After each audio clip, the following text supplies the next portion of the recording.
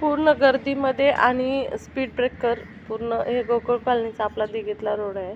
तर याच्यामध्ये फुल गर्दी आहे, लोक येतात जातात.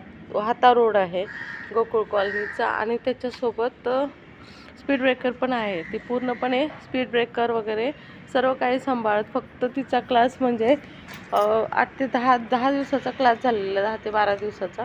तेवढ्या याच्यामध्ये ती पूर्ण वाहनामध्ये वगैरे चालवत आहे आता. आणि एकटीला फुल कॉन्फिडन्स आलेला आहे, त्यामुळे मी साईडला उभी आहे, पण त्या चालवतात आता व्यवस्थित चालवायला लागले.